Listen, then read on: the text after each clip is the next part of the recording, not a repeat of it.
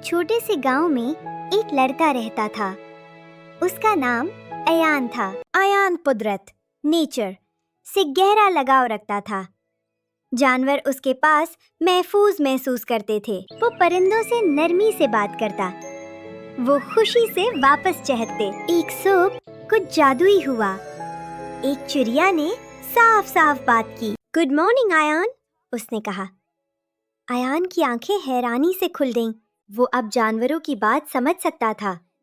ہر بھونکنا اور چہکنا سمجھ آنے لگا. برونو کتے نے اپنی دم ہلائی. مہربانی کا شکریہ، اس نے کہا. ممی بلی نے انگڑائی لی. عزت ملنا اچھا لگتا ہے، وہ بولی. کیکی طوطا زور سے ہنسا. لفظوں میں طاقت ہوتی ہے، وہ بولا. ایان نے دھیان سے سنا.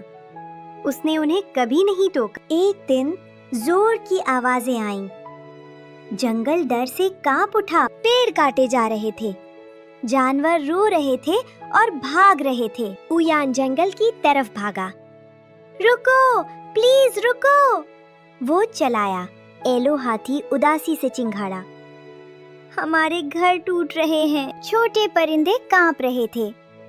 ان کا گھونسلہ نیچے گر گیا تھا. ایان نے گھونسلے کو پیار سے پکڑا. فکر مت کرو، اس نے دھیرے سے کہا. اس نے مزدوروں سے بات کی. ان کی جان بھی قیمتی ہے، اس نے کہا. مزدور دھیرے سے رک گئے. انہوں نے ڈرے ہوئے جانوروں کو دیکھا. جنگل خاموش ہو گیا.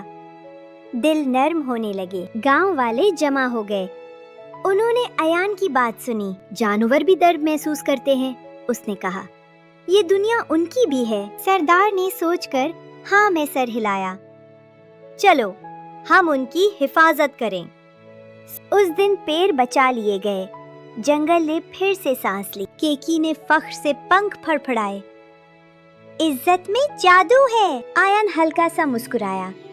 اس نے سکون محسوس کیا. وہ روز جانوروں سے ملنے جاتا، خیال اور عزت کے ساتھ. گاؤں نے مل کر سیکھا. رحم اور نرمی ایک اصول بن گیا. ایان کے تحفے نے سب کو سکھایا. سب جاندار چیزوں کی عزت کرو.